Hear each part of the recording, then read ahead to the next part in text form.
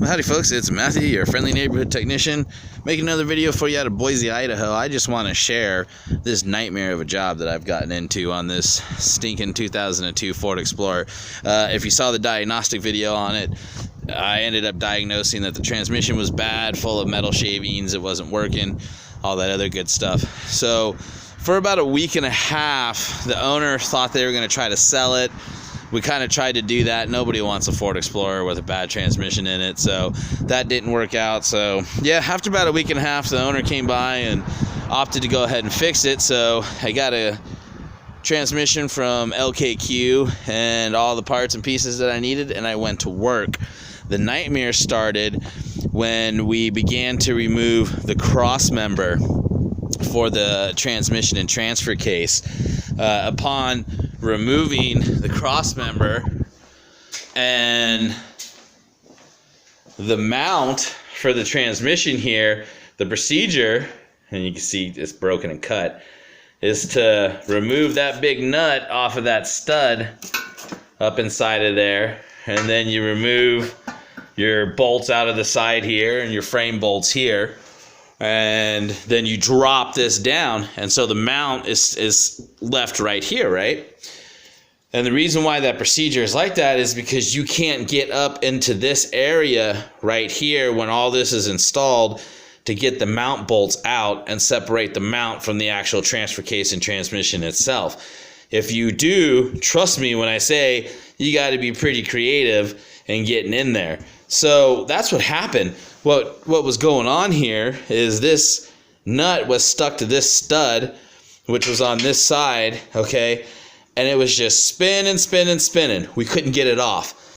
So we had to get creative and go ahead and drop the support bar here with the mount still attached and everything else. While doing that, we ended up having frame bolts and stuff that broke. So we drilled those out and fixed those. Cutting the transmission mount off of this deal was not as straightforward as I thought. And you can even see I got some of the old rubber still here. Because it's flush with this cross member, cutting that mount out, I ended up having to cut it out in just pieces. I mean, grind it. I literally, at some points, didn't even cut. I literally just grinded it down till it was nothing. And then we cut and burnt out all the rubber and all that other stuff. And then we finally got to the point to where we just had nothing but a head sitting up in here, right in here. And we just grinded that head right off, dropped that out, pulled the mount off. And of course, obviously, the procedure is not to install the mount with the cross member. The procedure is to uninstall the cross member, then uninstall the mount. And then as you're reinstalling, you reinstall your mount first and then reinstall your cross member. So now we have a big beautiful new mount inside of there, and as you can kind of get an idea of why we couldn't get that thing out with that stud just spinning in there. So that was the first nightmare that popped up on this deal. Then the second nightmare was with the exhaust, and I've dealt with exhaust quite a bit. Anybody that does transmissions knows that exhaust, I'm going to say 7-8 times out of 10, more than likely you're going to have a broken stud or a bolt or something like that. And that's exactly what happened here. I don't know if you got good lighting. The lighting kind of stinks. So that's what happened here. Let me get something to get some better lighting on that for you. All right, here we go. So the next nightmare I had to deal with was this exhaust stud breaking off. As you can see, I've pretty much almost got it perfectly drilled out. It gave me some problems in trying to drill it out, and so I've had to be real careful. Now, why did I start drilling this out? Because this is a $200 part at the parts store. So, I didn't really think these people wanted to spend that kind of money. Plus, I had already updated them and told them, hey, this is what I'm doing. I'm drilling this thing out to save you the money and all that other good stuff. In the long run, due to the amount of time that it was taking to drill this thing out and the fact that I've got literally, at this point, I've bought 2 extra packs of drill bits. I mean, this thing just didn't want to drill out.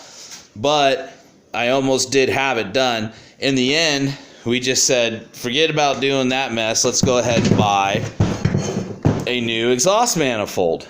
So, you know, I'm thinking, all right, new exhaust manifold. I can throw this manifold away and just go ahead and get this thing installed. So I get the new exhaust manifold this weekend, and lo and behold, I realize that the new exhaust manifold doesn't come with what Ford is calling an exhaust plug.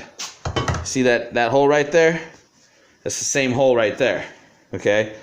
I don't understand why they sell me a brand new manifold with brand new studs and bolts with a stud kit and a gasket and don't send me the exhaust manifold plug. So, of course, I get online, and I mean, obviously, I guess there's a O2 sensor option. If you have an O2 sensor there, obviously this car doesn't have that option. It's got the manifold plug. So I get online, and sure enough, the plug is not a part you can just run up to the auto parts store and buy. It's discontinued, and you got to buy it from a stinking dealer, which means you got to order the thing. So I'm just like, you got to be kidding me. Now, this plug, as you can see, is just as bad as the rest of this thing. Alright, and it's just stuck and rusted together. However, what I've been doing over the weekend here is I've just been soaking it in PB Blaster. You can even kind of see it get down in there. And then what I do, actually, is I come and I hit it. Okay?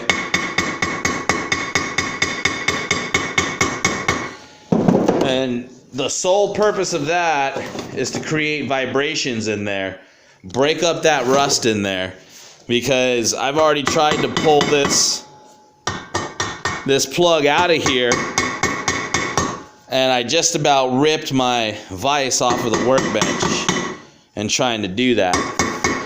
So I'm hoping we will be successful in doing that. But that's been the story on this stinking Ford Explorer. Every corner I turn, no matter what I do to attempt to expedite the job, to get things done, I hit some stinking little snag. And I'm just going to tell you what, it's definitely frustrating. But at this point, I'm either going to get this plug out today and get it installed here safely. And another thing about getting it out is I hope to get it out with the threads intact. If the threads are just rusted and screwed up, then I'm just going to go have to order another plug and then just go ahead and install all this mess and then stick a plug in there once it comes in. So hopefully I'll be done here in the next few days and all that other stuff. But holy smokes, man. This job is just eating my lunch, and I am so ready to be done with it. So anyways, guys, well, this is Matthew, your friendly neighborhood technician. Now, you guys should know me well enough since I've been on YouTube for a while that you know all you got to do is leave a comment. If you need help with your repairs, any of your repairs, shoot me your email address in the comments, or I'll shoot you my email address. Let's trade phone numbers. I'm definitely here to help you, so give me a holler. Thanks for watching my channel. Thanks for supporting me and my family.